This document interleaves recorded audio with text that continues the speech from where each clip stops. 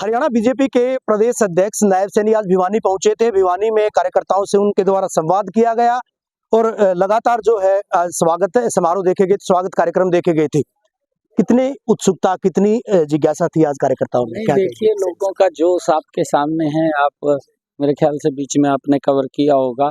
मेरे को यहाँ सभा स्थल पर पहुँचने में भिवानी के कार्यकर्ताओं का जोश जो मैंने देखा है और जनता का उत्साह देखा है, उससे 3.5-4 घंटे मुझे मंच के ऊपर आने में लगे हैं। और कार्यकर्ताओं के इस उत्साह और जोश के साथ मैं कह सकता हूँ कि ये नरेंद्र मोदी जी की नीतियों का परिणाम है, ये मनोहर लाल जी की नीतियों का परिणाम है, जिन्होंने बिना पर्ची के, बिना खर्ची के युवाओं को रोजगार देने का काम किया है। आज गरीब माँ का बेटा भी आज हरियाणा सरकार में अधिकारी लग जाता है। ये मनोहर लाल जी का व्यवस्था परिवर्तन है और मनोहर लाल जी जिस ईमानदारी से काम कर रहे हैं, मनोहर लाल जी, क्योंकि एक हमारे हरियाणा में कहावत चलती है कि 100 लिए 125 दिया, यार ये सेम कहावत ये हरियाणा के अंदर ये लागू है। नरेंद्र मोदी जी 100 रुपया भेजते हैं, मनोहर लाल जी उसमें इजाफा करके 125 रुपया लोगों के विकास के ऊपर खर्च करते हैं।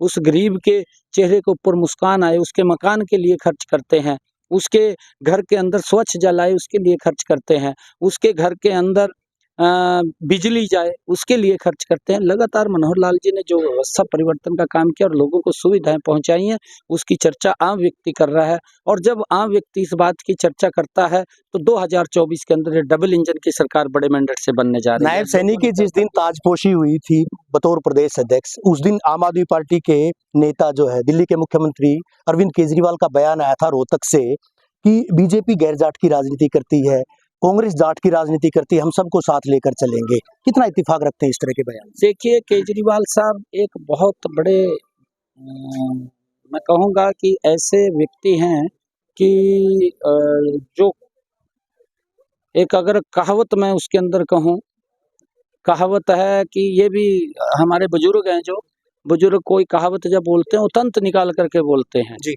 कि हाथी के दांत खाने के और दिखाने के और। ये सेम अगर कहावत लागू होती है केजरीवाल के ऊपर होती है। केजरीवाल का जन्म कौन से मंच से हुआ था? केजरीवाल का जन्म उस मंच से हुआ जिसके ऊपर देश भ्रष्टाचार को लेकर के लड़ाई लड़ रहा था और देश आहत था कि हर रोज घोटाले हो रहे हैं, गरीब के पैसे को लूटा जा रहा है, गरीब के वेलफेयर के ऊपर खर्च होना है, देश के विकास के ऊपर खर्च होना है, परंतु वो पैसा कहीं ना कहीं भ्रष्टाचार की भेंट चढ़ रहा था। उसको लेकर के देश आहत था और देश उसको एजिटेशन कर रहा था। उस मंच के ऊपर केजरीवाल का जन्म हुआ और केजरीवाल बोलता था कि मैं कट्टर ईमानदार हूँ। उसने अपनी पार्टी बनाई कि मेरी पार्टी कट्टर ईमानदार है, लोगों ने विश्वास किया। परंतु ये भी एक कहावत है, ये बुजुर्गों की कहावत है कि काठ की अंडी है, एक बार चढ़ती है वो बार बार नहीं चढ़ती। और आज केजरीवाल का चेहरा सामने आ गया। आदरणीय मुख्यमंत्री मनोहर लाल जी का जो पराली प्रबंधन का विषय था, ये केजरीवाल साहब हैं दिल्ली में बैठ करके बोलते थे कि पंजाब का किसान पराली को जलाता है, हरियाणा का किसान पराली को जलाता है और वो सारा का सारा पोल्यूशन दिल्ली के अंदर आता है। मैं हरियाणा के किसान को बधाई देना चाहूंगा, मैं मनोहर लाल जी को बधाई देना चाहूंगा कि उन्होंने पराली प्रबंधन के अंदर इतना जबरदस्त काम किया। माननीय सर्वोच्च न्यायालय ने उसके ऊपर टिप्पणी की और केजरीवाल को नसीहत दी कि आप हरियाणा से सीखिए। और वो व्यक्ति जो ये कहता था कि मैं यमुना से पोल्यूशन को दूर करूंगा, यमुना को साफ करूंगा, 10 वर्ष हो गए, आज तक यमुना उसके पास साफ नहीं हुई, आज तक वो पोल्यूशन उसको ठीक नहीं कर पाया, आज भी लोग उसको भुगत रहे हैं।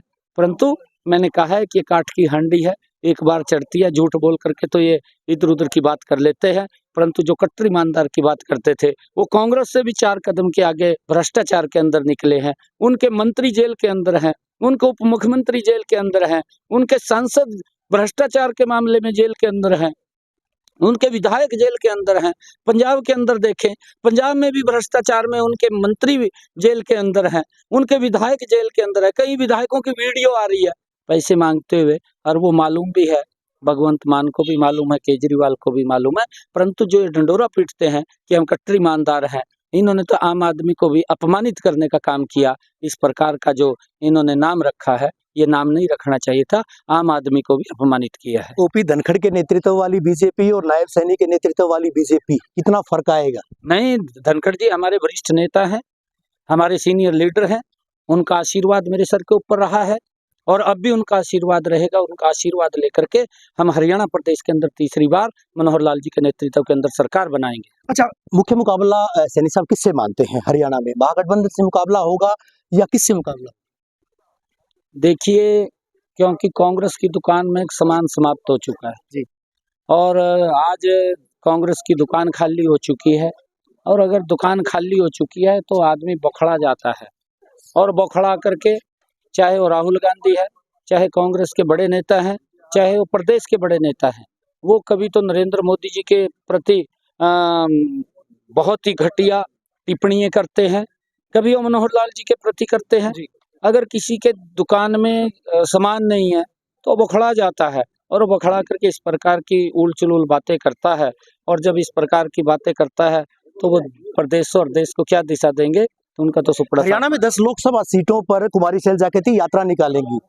भूपेंद्र सिंह हुड्डा 90 विधानसभा सीटों का खाका तैयार कर चुके हैं। बीजेपी की विकसित जो भारत संकल्प यात्रा है, क्या उसका जवाब है या कोई और? देखिए, जब देश को लूटा जा रहा था, कुमारी शैलजा उस टाइम उसके अंदर साझीदार थे, वो भी उस सरकार के अंदर थी जब देश में बड़े बड़े घोटाले हो रहे थे।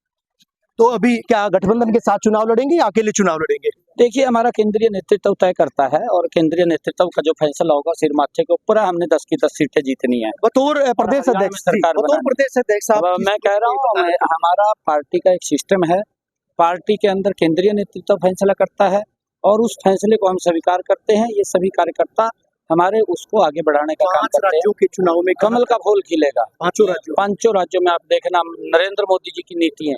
आज लोग फर्क देख रहे हैं, कांग्रेस में भ्रष्टाचार नजर आता है और नरेंद्र मोदी की सरकार के अंदर विकास नजर आता है।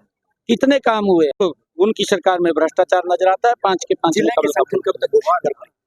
देखिए, ये अभी मैं कार्यकर्ताओं से मिलने का है, उनका आशीर्वाद लेने का है। मैं आज भिवानी के अंदर आया हूँ, अभी तो मेरा बैठना भी नहीं हुआ। कांग्रेस की तरह अभी लटकेगा नहीं, हमारे सभी कार्यकर्ता सक्षम हैं, हमारे सारे कार्यकर्ता मजबूत हैं, और हमारे पास एक चैन के रूप में कार्यकर्ता हैं। हमारा पन्ना प्रमुख है, हमारा बूथ का अध्यक्ष है, हमारा त्रिदेव है बूथ का, और बूथ के बाद शक्ति केंद्र है, शक्ति केंद्र के बाद हमारा मंडल है, मंडल के बाद जिला है, प्रदेश है। एक हमारी चैन है। और कांग्रेस जो झूठ फैलाने का काम कर रही है, कांग्रेस ये बात बोलती है का पानी आएगा क्या? कांग्रेस के, मैंने कहा है कि उसकी दुकान में सामान नहीं है, तो वो ये बात बोलते हैं कि भाई हम 4 उप मुख्यमंत्री बनाएंगे। अरे भाई, अगर हम संविधान के उसके अंदर देखें तो मेरे ख्याल से 7-8 मुख्यमंत्री हमारे कैबिनेट के बनते हैं हरियाणा के अंदर संविधानिक परंपरा के अनुसार, और वो 4 को बोल रहा है मैं उप मुख्यमंत्री बनाऊंगा। तो भाई, मुख्यमंत्री बनाने की क्या जरूरत है? हुड्डा साहब, सभी को मुख्यमंत्री बना दे, तो घोषणा करते भी सभी को मुख्यमंत्री बनाएंगे। आप इस प्रकार के बयान देते हैं जिसका कोई सोच भी नहीं है, जिसका कोई तल्लक भी नहीं है, और लोगों को आप रेवड़ी बांटने का काम कर रहे हैं, जैसे पहले बांटते थे। आज भी वही उसी डर्रे के ऊपर चल रहे हैं। जब ये इस प्रकार की बात बोलते हैं कि हम पोर्टल हटाएंगे, तो मुझे ऐसा लगता है कि इनके मुख से भ्रष्टाचार की बू आती है। और वो बिल्कुल आदरणीय मुख्यमंत्री जी ने जो जबरदस्त काम SYL को लेकर के किया है, और माननीय सर्वोच्च न्यायालय ने जो फैसला दिया है कि इस पानी के ऊपर हरियाणा का हक है और ये पानी देना चाहिए, और उसको लेकर के हमारी सरकार गंभीर है।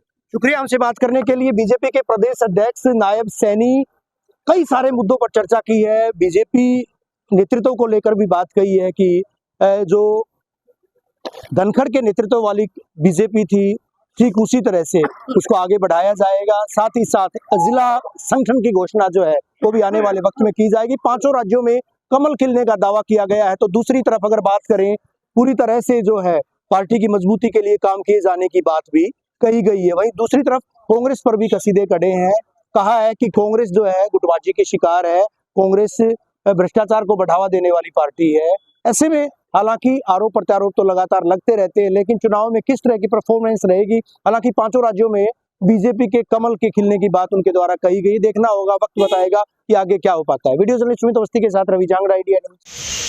हरियाणा बीजेपी के अध्यक्ष नायब सैनी ने पूर्व मुख्यमंत्री भूपेंद्र सिंह हुड्डा के 4 उप मुख्यमंत्रियों के बयान पर चुटकी ली है।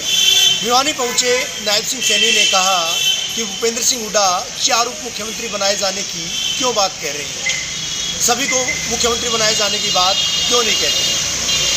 उन्होंने टिप्पणी करते हुए कहा कि किसी भी संविधान में किसी तरह का कोई मुख्यमंत्री बनाए जाएं, बल्कि 8 कैबिनेट मंत्री बनाए जाने की बात जरूर सामने आती है। उन्होंने कुमारी शैलजा की यात्रा पर भी टिप्पणी करते हुए कहा कि जब प्रदेश के और देश के लोगों को लूटा जा रहा था तब शैलजा उसी सरकार में भागीदार थी, ऐसे में अब काहे की यात्राएं निकाली जा रही।